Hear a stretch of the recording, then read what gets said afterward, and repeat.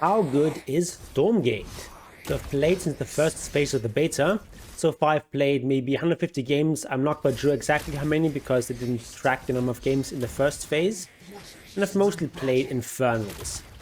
So I played Zerg in StarCraft 1 and StarCraft 2, and the Infernal host makes me feel right at home. Also played a decent number of games with the human vanguards, who are quite similar to the Terrans from StarCraft, who I never really liked very much. So the game obviously is far from finished. This is early beta still. We're missing the third race. There's going to be at least a third race, perhaps even a fourth one. There's only tier 2 tech right now, so no late game units are available. And we only have a handful of maps and only a single ladder map. Nevertheless, the core gameplay is great. What is perhaps the most important and hardest thing to get right in an RTS is the way units move and how they respond to your commands. Does it feel right? Is it responsive? And in this regard, Stormgate really nails it. You know, units do what you tell them to, they do it promptly, micro feels great, and this is the most important thing to get right at this early stage. Stormgate is made by a lot of people who are ex-Blizzard employees, and it very much feels like a Blizzard RTS. And it plays kind of like a cross between StarCraft and Warcraft 3. So if you like RTS games, if you like Blizzard RTS games, you're probably gonna like this game. The economy is very similar to StarCraft. You have two resources. First of all, you have Luminite, which is your basic resource. Just like minerals in StarCraft, you need Luminite for everything. Then you have your tech resource, Therium, which is like Vespene gas, which you need for upgrades and for higher tech units. Army size is rather similar to StarCraft, although in late game you have even bigger armies because supply cap is at 300. There are neutral creeps, just like in Warcraft 3, which offers you an incentive to come out on the map instead of just turtling in your base. You don't have heroes or items in this game, but creep camps offer you benefits like bonus resources, healing, or extra vision. Unlike in Warcraft 3, creep camps respawn after a few minutes, and then you get progressively stronger creeps spawning there. And I find this to be a great improvement because Warcraft 3 in the late game can be like a little bit empty on the map when all the creeps are gone. Unit movement in a lot of ways reminds me of Warcraft 3. Obviously the pathing is better than we have in a 23-year-old game, but units can get stuck on each other, and you need to carefully micro to make sure the units do what you want them to. Because nothing is worse than, for example, having your brood stuck behind your fiends if you're playing Infernal. But I really like that units are not quite as smart as in StarCraft 2. They're not as slippery, and I really prefer that. But if you're a StarCraft 2 player, you might find that sometimes a bit frustrating. Fights are slower than in StarCraft, but faster than in Warcraft 3. So the time to kill is sort of in between those two, and I feel like that's a really good balance. The early game can be very volatile, and it's not unusual for games to end within the first 3 or 5 minutes.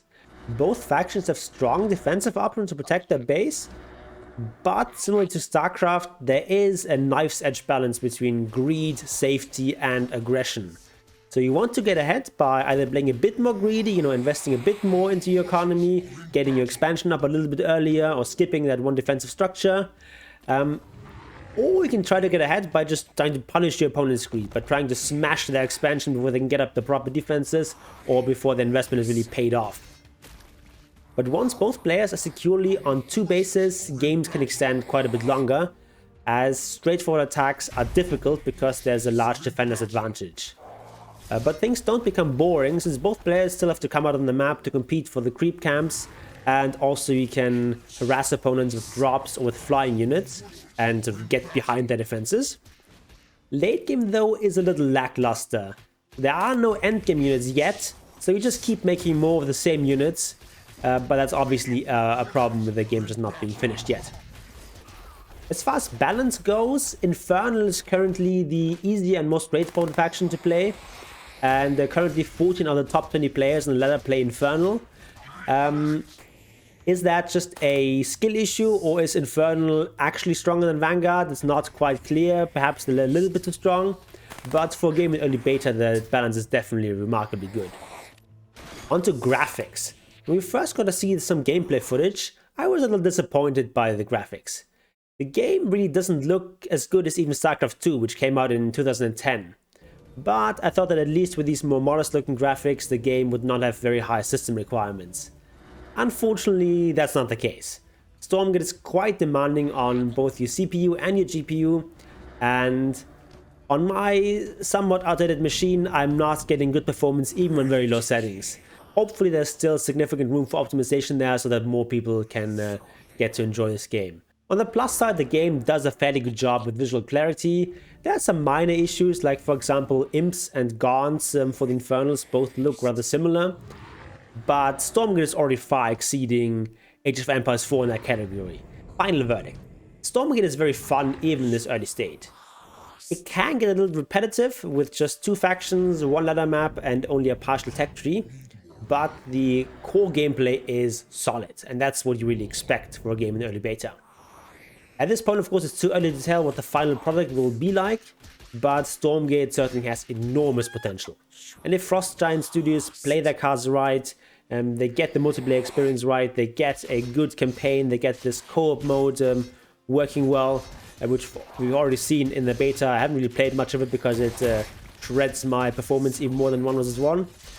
But it seems like a fun mode, similar to the co-op mode from StarCraft 2. So if they get all these components right, then we could be looking at the greatest RTS game we've yet seen. And I'm very excited what we'll see with Stormgate over the next months and years. Subscribe to this channel if you want to see more Stormgate content during the next week when we're actually allowed to post content before it goes back under NDA. And if you're watching this in the future, click on the videos here on the screen to get more Stormgate content immediately. And Obelisk willing, I'll see you there.